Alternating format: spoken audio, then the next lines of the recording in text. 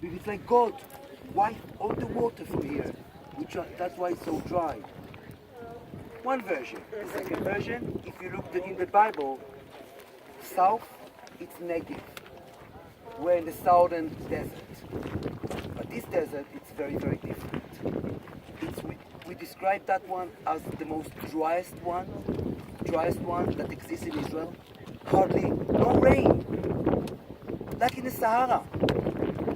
Which means, if you back home respecting gold, they will respect the water. If you find them in the desert, they will respect the water, they won't respect the gold. Right? They've got no other way to live. We've got 143,000 people, very, very special people. Each one of them got the same religion. It's called the Islam. Till 20 years ago, before the rising up of the Islam, the Bedouins never used to care about the religion. Do you know how many times the Muslims are supposed to pray a day? 5 times. They used to pray the Bedouin in the old time. Used to be well connected to the desert. They used to pray normally, their own prayer, with the mentioning of God and Muhammad in the front of the rising sun, or when the sun is setting. And that's it. But look what's happened.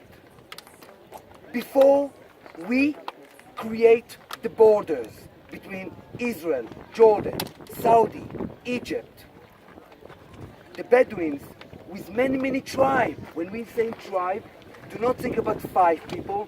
Tribe can be up to 1 million. 1 million. Remember, we're allowed to get married with 1 woman. They're allowed to get married with 4. I can hardly put up with 1. They've got 4. You're gonna see it. You're not gonna meet them because women in every Bedouin tent, they like haram, which means nobody allowed to see. They will cover their face, and they will open up the cover only for the husband. If somebody coming from outside before entering the tent, because everybody allowed, that's the meaning of the hospitality.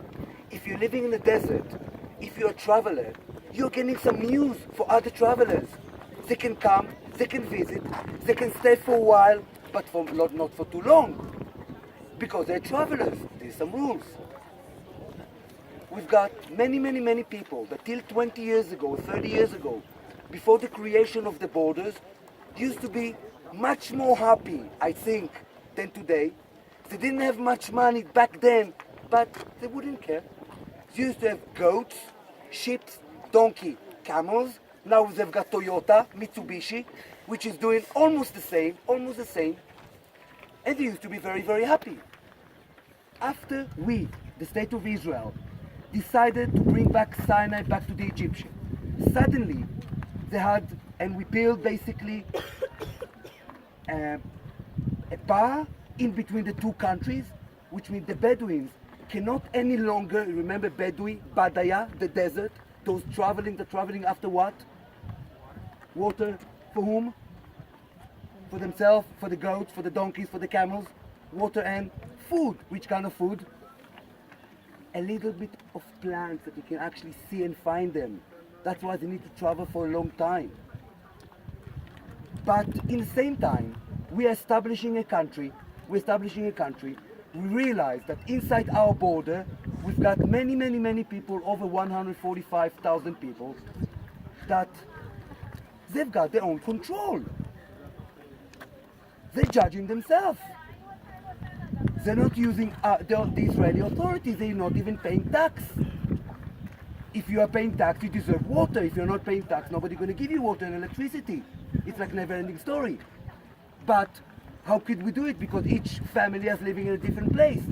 The Israeli government decided for a plan. Let's take all the Bedouins that so far they used to live in a tent. Let's build 7 cities. Big buildings. Let's put them all in those buildings. We forgot that we're not supposed to mix up between tribes because they don't like each other. We forgot that if you build a city, you need to build a factory. And in the first few years, when the Bedouins were living in the city, have a guess. All the camels and the donkey and the sheep were in the houses. And the Bedouins were continuing for the first few years to live in a tent. But they got used to it.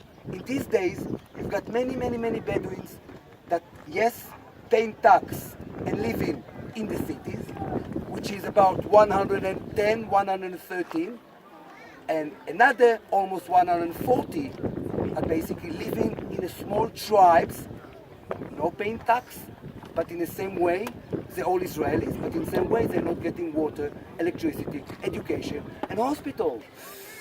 You cannot read it in the newspaper. It's something that's happening in the desert, far away from the capital, we're saying. But the Bedouins are not the Palestinians. They joined basically to the army, to the Israeli army, as the trackers. Okay? They Muslim. Remember, we have Muslim in the Israeli army, but not the city boys, not the Palestinians. People with a special way of living, the Bedouins. We highly respect them, and they're serving in the army. Less in the last few years, because the Islam is rising up everywhere, including in the settlements. Okay? I'll stop what I'm doing now. I'm going to let Suleiman to continue. Respect the people, because that's what they care about. They care about, they do care about money, of course, they care about everything, but for them, respect is the name of the game. When we're entering a tent, we're going to let them know that we're entering. We're not going to surprise them because maybe the women are inside. They're not now. But that's basically for your general idea. Okay? Suleiman! Ahlan wa sahlan.